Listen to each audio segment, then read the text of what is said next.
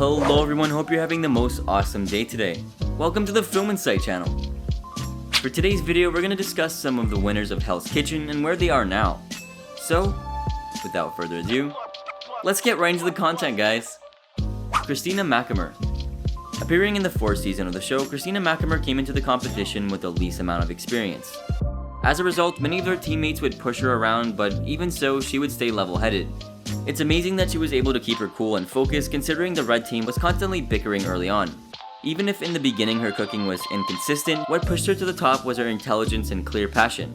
Alongside this, she was undoubtedly an amazing leader, being able to bring her teammates together.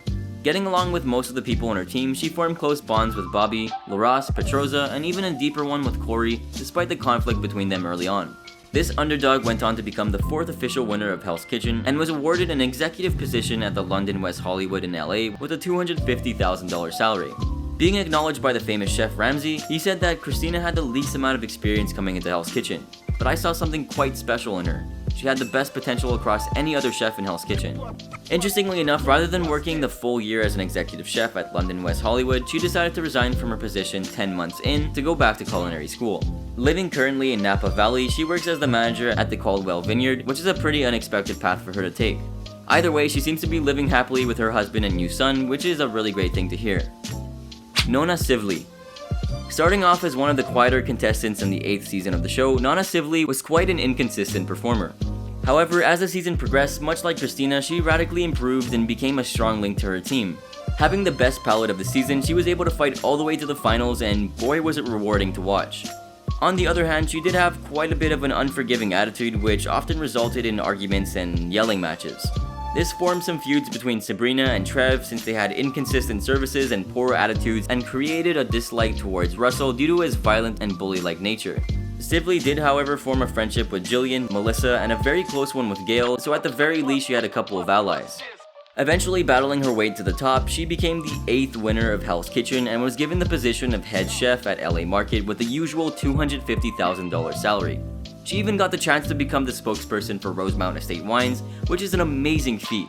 At the end of the competition, Ramsay expressed that when Hell's Kitchen first started, I used to say no no no to Nona. After every service, she improved dramatically, and I was soon saying yes yes yes. Following her appearance on the show, she killed it as a head chef of the LA Market, even getting her winning menu added to the restaurant. Working there for approximately 3 years, she eventually left to help her mentor Carrie Simon to open his first restaurant. Once the restaurant was finally open, she went on to start her own catering business called Sizzling Peach. Getting a divorce and then remarrying that partner who co-owns her catering business, she now goes by her maiden name Nona Johnson. Scott Cummings. A contestant of the 12th season of the show named Scott Cummings was extremely passionate, determined, a risk taker, and had a great palate. He always tried his very best to assist everyone in the kitchen and held his team to very high standards. Also being one of the contestants to have a weaker start, he quickly grew more consistent throughout his run, despite being nominated 7 times. Though he always managed to improve and bounce back from his mistakes, getting the biggest comeback in the show's history. Cummings was very nice and respectful, which is why he got along with almost everyone he had to work with.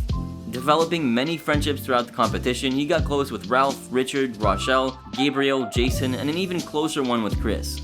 The only conflict he got into was with Anton for his arrogance, attitude, and his constant blaming, as well as Joy for her rigging of the nominations. No matter though, since in the end Cummings went on to become the 12th official winner of Hell's Kitchen and won the head chef position, guaranteeing him a $250,000 salary. It was truly amazing to see how stunned and shocked he was from winning, since before he knew it, he'd achieved what many thought would be impossible. What's more, he got praise from Ramsay, who said that Scott won tonight because he has all the qualities I'm looking for in a head chef. He's passionate, determined, and a true leader. Post Hell Kitchen, the amazingly hardworking chef has a lot of accomplishments under his belt. For one, he took up the head chef position at Gordon Ramsay's Pub and Grill at Caesar's Palace before eventually moving to Freedom Beat. Being the co-founder of BLT Foods in Las Vegas, he also opened a restaurant called Stove with his co-owner Antonio Nunez. Other than Hell's Kitchen, Cummings has appeared in the 2nd season of Matilda and the Ramsay Bunch, which is a cooking show hosted by Ramsay's daughter. Today, he seems to have taken on the position of executive chef at the Caesar's Palace Hell's Kitchen in Las Vegas. Ariel Malone. Described to be both extremely competitive and straightforward while in the kitchen, Ariel Malone, a season 15 contestant, always tried to be at the center of attention with her cooking. She was mostly known for her manipulative tactics when it came to nominations, and she also sabotaged her teammates to make herself look better. This included throwing Chad, Vanessa, and Meeks under the bus when it came time for eliminations. Even if she may have had a very unlikable personality, she could be funny at times and would display great determination, which was very respectable. Throughout the competition, she did fantastic during the dinner services and was a great leader who made her vocal presence known. There was a long-running feud, however, with Kristen, but she was able to put it behind her when it came time to services, which was very mature for her to do. Following what was a lot of intense competition, she became the 15th winner of Hell's Kitchen, and deservingly so. Ramsay admits that right from the beginning, Ariel let her presence be known, and she was always outspoken, but she backed up her confidence with her cooking. Creative, talented, and unique, she's an out-of-the-box thinker who will make a great head chef at BLT Steak. As mentioned, after the show ended, she was given the opportunity to work as the head chef of a successful restaurant in Las Vegas, working there until January of 2017. Eventually, she decided to move on to other opportunities, which haven't been made exactly clear. Malone went on to appear as a contestant in another show called Who Wants to Be a Millionaire and actually won $10,000, which was then donated to the Dreamville Foundation. Additionally, she has also given birth to 3 beautiful daughters named Aria and twin girls Maddie and Lottie. Michelle Tribble. For this interesting entry, this contestant was actually featured on the show twice, which is a rare occurrence. Michelle Tribble had to have been one of the most consistent and strongest chefs in both of her seasons, regardless of the fact that she was very young. First appearing in the 14th season, the young woman was quite inexperienced, which resulted in a lot of chefs looking down on her.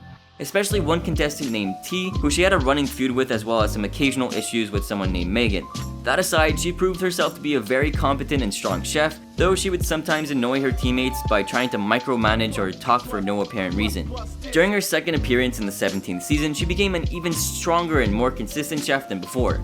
Excelling in the challenges and dinner services, she was able to work herself all the way up to the top. Even if she might have still tried to control her teammates and would be petty at times, she simply wanted what was best for them.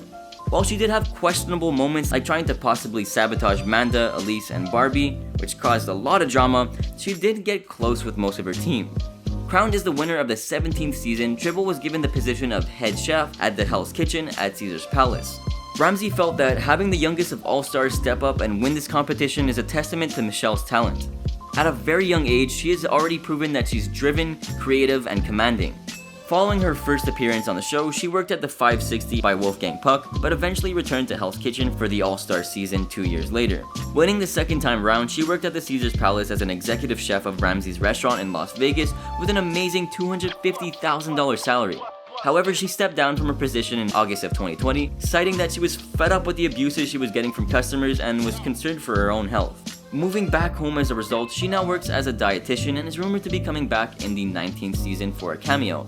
Well, that'll be all for today's video here on the channel. I do hope you enjoyed, and if you did, be sure to drop a massive like down below and comment your thoughts. Subscribe for more content like this and turn on those sweet bell notifications for instant access to our content. Have a good one, guys.